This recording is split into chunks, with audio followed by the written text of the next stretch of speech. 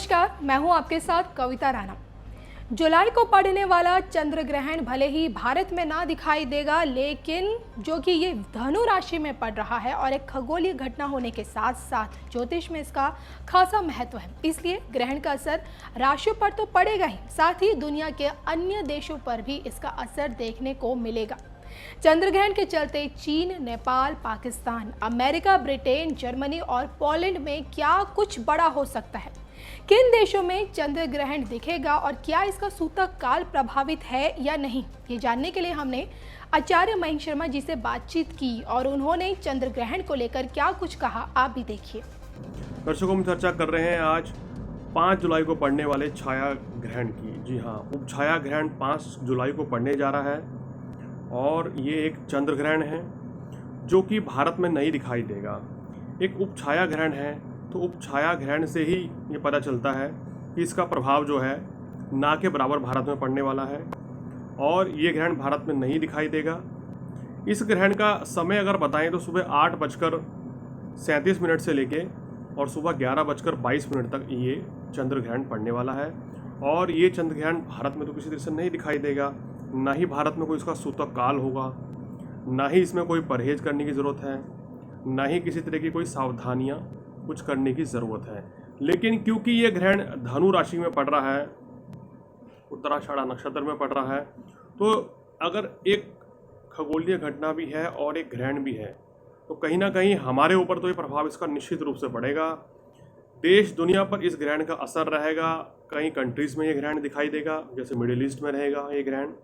और इसके अलावा ये जो ग्रहण है यूके के अंदर दिखाई देगा, यूरोपियन कंट्री में दिखाई देगा, अमेरिका में ये ग्रहण दिखाई देगा, साउथ अफ्रीका में ये ग्रहण होगा, तो उनके ऊपर इसका प्रभाव पड़ेगा। और देश दुनिया पर जो भी व्यक्ति जहाँ पर रह रहा है, जिन देशों में ये ग्रहण पड़ रहा होगा वहाँ पर सभी नियम लागू होंगे। लेकिन भारत में इसका राशिवार तो असर पड़ना तय है, क्योंकि धनु राशि में ये ग्रहण पड़ेगा। तो धनु राशि में अभी बृहस्पति हैं और केतु भी विराजमान है। क्या प्रभाव 12 राशि पर पड़ेगा ये भी आपको बताएंगे। और उससे पहले ये बता दें दर्शकों कि ये जो ग्रहण पड़ने वाला है धनु राशि में, अगर हमारे देश की बात करें तो वृषभ, लगन और कर्क राशि है। कर्क राशि से ये छठे भाव में ये ग्रहण गुरु केतु के साथ पड़ रहा है और 12वें में राहु होगा। तो यानी कि धनु राशि एक बहुत ही एग्रेसिव राशि मानी जाती है। और जब धनु राशि में ग्रहण पड़ेगा छठे भाव में, तो रोग, बीमारी, शत्रु हावी हो सकते हैं। यानी कि कर्क राशि में देश के पड़ रहे हैं तो पड़ोसी मुल्क जो हैं वो भारत को आंख दिखा सकते हैं, परेशान कर सकते हैं। इस समय तनाव सीमा पर बढ़ सकता है। हालांकि कुछ ऐसी स्थिति तो नहीं नज़र आएगी कि युद्ध जैसी, लेकिन तनावग्रस्त माहौल पड़ोसी मुल्कों के साथ रह सकते हैं भारत के। जैसे कि हमने आपको पिछले वीडियो में भी बताया था कि इस समय जो हालात देश दुनिया के चल रहे हैं और भारत की कुंडली से उसको जोड़ें तो वो सही नहीं है। भारत के पड़ोसी मुल्कों के साथ संबंध इतने अच्छे नहीं रह सकते हैं इस ग्रह स्थिति के अनुसार। और देखिए कंटिन्यूसली ये 3 ग्रहण इकट्ठे बढ़ गए हैं। 5 जून को एक ग्रहण था चंद्र ग्रहण, उसके बाद 21 जून को सूर्य ग्रहण था और अब ये तीसरा चंद्र ग्रहण जो है 5 जुलाई को पड़ रहा है। ये उपछाया चंद्र ग्रहण में श्रेणी में आ रहा है। तो दर्शकों, इस ग्रहण से राशियों पर क्या असर पड़ेगा ये भी आपको बताएंगे। तो ग्रहण के कारण ये जो ग्रहण पड़ने जा रहा है, हमारे जो पड़ोसी मुल्क हैं जैसे चाइना हो गया है, इस समय चाइना भारत को ज़बरदस्त आंख दिखा रहा है। पाकिस्तान के साथ और नेपाल के साथ और कुछ पड़ोसी देशों के साथ संबंधों में कोई वैचारिक मतभेद हो सकता है, कोई खटास पैदा हो सकती है या छुटपुट घटनाएं इस समय हो सकती हैं बॉर्डर पर। कोई आतंकी संगठन इस समय हमला करने का कोई षड्यंत्र रह सकता है, लेकिन वो विफल हो जाएगा क्योंकि शनि की स्थिति देश में बहुत बढ़िया है। तो हमारे सुरक्षा बल जो है, हमारी एजेंसियां हैं, वो इसको पर्दाफाश कर देंगी। तो ग्रहण का असर अगर हम देखें, ये जो चंद्र ग्रहण पड़ने जा रहा है, ये चंद्र ग्रहण जो है कुछ एशियाई देशों के लिए मारक साबित होने जा रहा है। जैसे नेपाल में बड़ी उथल पुथल मचने वाली है, वहाँ की सत्ता में कुछ बड़ा परिवर्तन नज़र आ सकता है। जैसे मैंने पहले भी कहा था कि वहाँ के जो प्रधानमंत्री हैं उनका समय खराब चल रहा है, उनको पद से इस्तीफा भी देना पड़ सकता है या उनकी बहुत आलोचना होगी, वो इस तरह का माहौल शुरू हो चुका है वहाँ पर नेपाल में। जनता विरोध कर रही है उनका, पार्टी भी उनके विरोध में आ गई है। तो ये कुछ ग्रहों का कमाल हो रहा है, 3 ग्रहण इकट्ठे पड़ रहे हैं। चाइना की हालत बद से बदतर हो सकती है इस परिस्थिति में, वहाँ पर बड़ी परेशानी आ सकती है, आर्थिक संकट इस चीज़ से मेरे को नज़र आ रहे हैं।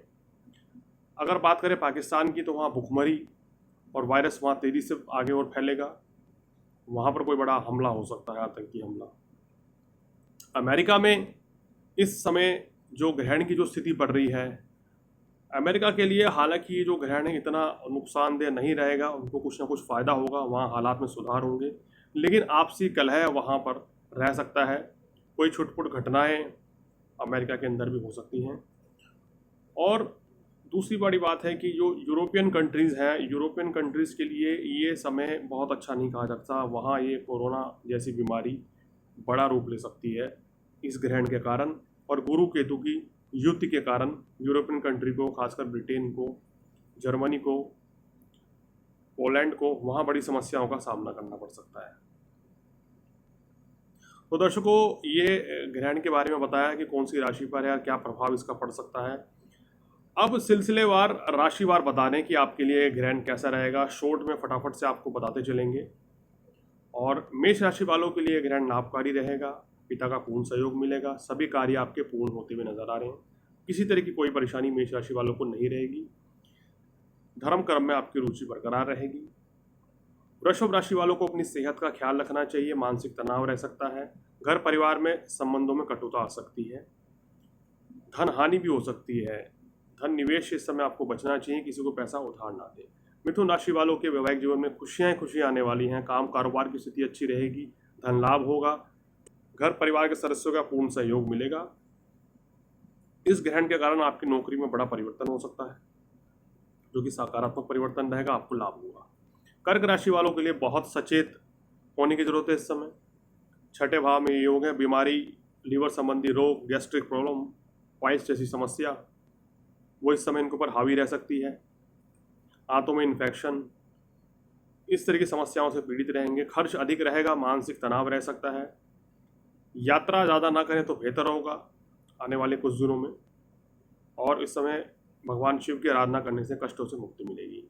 सिंह राशि वालों के लिए ग्रहण बहुत ही लाभकारी रहने वाला है। दर्शकों, धन लाभ होगा, संतान सुख की प्राप्ति हो सकती है, संतान की तरक्की होगी, बिजनेस में अच्छी सफलता मिलेगी। कन्या राशि वालों के लिए ग्रहण मिला जुला रहने वाला है, माता जी की सेहत इतनी अच्छी नहीं रहेगी, हालांकि काम कारोबार में 4 चांद लगा देंगे आप, बहुत लाभ होगा आपको। घरेलू झंझटों से, परेशानियों से इस समय आप परेशान रह सकते हैं। वाणी पर संयम बरतें, अन्यथा परेशानी बढ़ सकती है।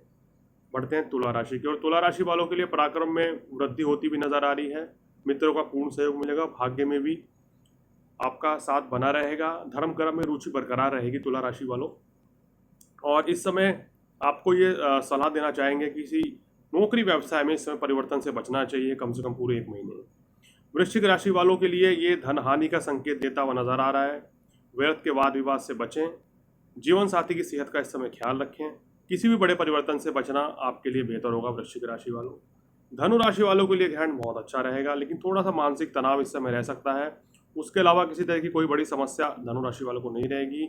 जीवन साथी का पूर्ण सहयोग मिलेगा, काम कारोबार में आपकी तरक्की होगी, व्यवसाय में भी लाभ होगा। मकर राशि वालों के लिए ये ग्रहण परेशानियां और चिंता लेकर आ रहा है। आने वाले 1 महीने में आपका मन किसी चीज़ में नहीं लगेगा, तनावग्रस्त स्थिति बन सकती है, घर परिवार में माहौल भी खराब हो सकता है। बुजुर्गों को अपनी सेहत का ध्यान रखना चाहिए, क्योंकि ये जो ग्रहण है उनके 12वें भाव में पड़ रहा है। 6ठे भाव पर चंद्रमा की सीधी दृष्टि होगी राहु के ऊपर, तो इस समय पेट संबंधी रोग, ज्वर इत्यादि या टाइफाइड होने की आशंका भी रह सकती है। बहुत सावधान रहने की जरूरत है मकर राशि वाले जो बुजुर्ग हैं या बच्चे हैं। इस समय आपको कार्य व्यवसाय के परिवर्तन से बचना चाहिए आने वाले 1 महीने तक। चलिए आते हैं अगली राशि कुंभ राशि को। कुंभ राशि वालों के लिए तो लाभ ही लाभ होने वाला है, क्योंकि लाभ स्थान में ग्रहण पड़ रहा है, अत्यधिक लाभ होगा, बड़े भाई की तरक्की होगी, जीवन साथी की भी इस समय तरक्की होती हुई नजर आ रही है, कार्य व्यवसाय में आपको बड़ा लाभ मिलेगा। अंतिम राशि आज की, क्या प्रभाव पड़ेगा आपके ऊपर इस चंद्र ग्रहण का, उपछाया चंद्र ग्रहण का। देखिए, मीन राशि वालों के लिए बहुत ही सुंदर योग है, काम कारोबार में बड़ी तरक्की होगी, जीवन साथी का पूर्ण सहयोग मिलेगा, वैवाहिक सुख की प्राप्ति हो सकती है, लव रिलेशनशिप कोई स्टार्ट हो सकता है इस समय, अगर आप बैचलर हैं तो। दूसरी बात यह है कि घर परिवार में खुशी का माहौल रहेगा। माता जी की सेहत भी इस समय आपकी अच्छी रहती हुई नजर आ रही है। कुल मिलाकर आपके लिए समय बड़ा फायदेमंद रहने वाला है। मीन राशि वालों, कोई नौकरी व्यवसाय की शुरुआत करना चाहते हैं, नौकरी में परिवर्तन करना चाहते हैं, तो ये बहुत ही बढ़िया समय है। तो दर्शकों, हमने आपको जानकारी दी कि 12 राशि पर इस उप छाया चंद्र ग्रहण का, जो कि 5 जुलाई को पड़ने जा रहा है, धनु राशि में उत्तराषाढ़ा नक्षत्र में क्या प्रभाव पड़ेगा। उस दिन गुरु पूर्णिमा भी है। किसी तरह का कोई इस दिन निषेध नहीं है, सब कुछ किया जा सकता है। और क्योंकि ये ग्रहण भारत में दिखेगा ही नहीं, तो किसी तरह की कोई परेशानी नहीं रहेगी।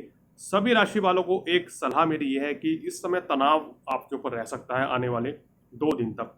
यानी कि 4 तारीख से लेके 6 तारीख तक तनावग्रस्त परिस्थितियां बन सकती हैं आपके घर परिवार में, दफ्तर में। थोड़ा संयम रखें, वाद विवाद से दूर रहें, मानसिक तनाव से इस समय आपको बचना चाहिए। योग का सहारा लें तो बहुत ही बेहतर रहेगा।